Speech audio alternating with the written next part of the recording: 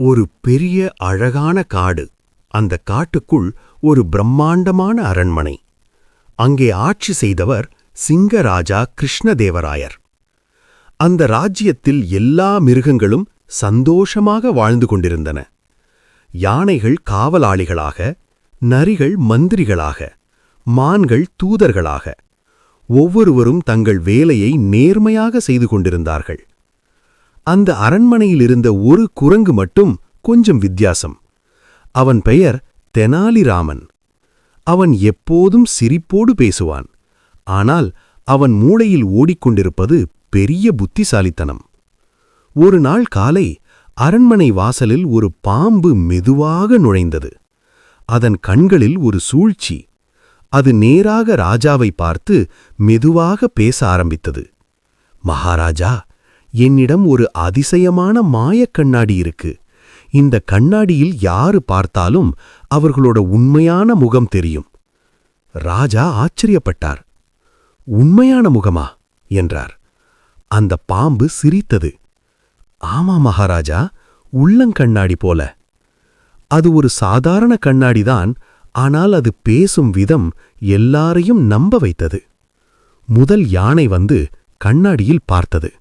சில நொடிகளில் அதன் முகம் மாறிவிட்டது. ஐயோ, நான் ரொம்ப கோபக்கார மாதிரி இருக்கேன் என்று பயந்தது. அடுத்து ஒரு மான் பார்த்தது. அது நடுங்க ஆரம்பித்தது. நான் ரொம்ப பயந்தவன் போல இருக்கேன் என்று சொன்னது. அப்படியே ஒவ்வொரு மிருகமும் பார்த்ததும் தங்கள் உள்ளே இருந்த சிறிய குறைகளை பெரிதாக கற்பனை செய்து பயந்தார்கள். அந்த கண்ணாடி அவர்களின் மனசை ஏமாற்ற ஆரம்பித்தது. இறுதியில் சிங்கராஜாவும் பார்த்தார். சில நொடிகள் அமைதியாக இருந்தார். பிறகு மெதுவாக பேசினார். நான் கொடூரமான ராஜாவா? அந்த வார்த்தைகள் அரண்மனை முழுக்க சோகத்தை பரப்பின. அனைவரும் பயந்து கொண்டிருந்தார்கள். அந்த நேரத்தில் ஒரு குரங்கு மட்டும் அமைதியாக நின்று சிரித்துக் கொண்டிருந்தது. அது தெனாலிராமன். அவன் அந்த கண்ணாடியை பார்த்தான். ஆனால் அவனுக்கு எதுவும் மாறி தெரியவில்லை. அவன் உள்ளுக்குள் சிரித்தான். இது மாயக் கண்ணாடி இல்ல, மனசு மாயை. அடுத்த நாள் தெனாலிராமன் ஒரு திட்டம் போட்டான்.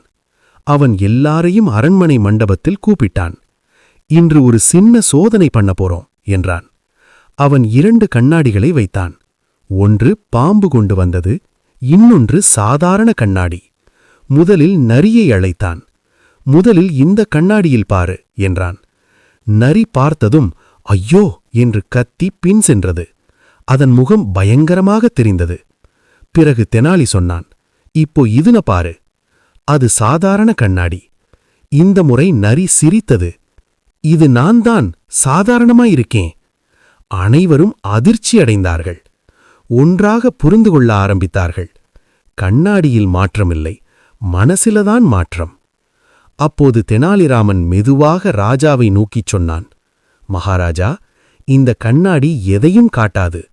நம்ம உள்ளே என்ன நினைக்கிறோமோ அதையே பெரிதாக்கி காட்டும். பயமிருந்தா பயமா, கோபமிருந்தா கோபமா? இந்த பாம்பு நம்ம மனசை பயன்படுத்தி நம்மையே ஏமாற்றுது. அந்த வார்த்தைகள் எல்லோருக்கும் விழித்துணர்வு கொடுத்தது. சிங்கராஜா கோபமடைந்தார். நம்ம ராஜ்யத்துல இப்படி சூழ்ச்சி வேண்டாம். பாம்பு உடனே அங்கிருந்து துரத்தப்பட்டது. அரண்மனை மீண்டும் சந்தோஷமாகியது. எல்லோரும் தெனாலிராமனை பாராட்டினார்கள். அவன் சிரித்துக்கொண்டே ஒரு வார்த்தை சொன்னான், உண்மையான கண்ணாடி வெளியில இல்ல, நம்ம மனசுலதான் இருக்கு. அந்த நாளிலிருந்து அந்த காட்டிலிருந்த மிருகங்கள் ஒரு விஷயத்தை மறக்கவே இல்லை. நம்ம எண்ணங்கள் எப்படி இருந்தால் நம்ம உலகமும் அப்படித்தான் இருக்கும்.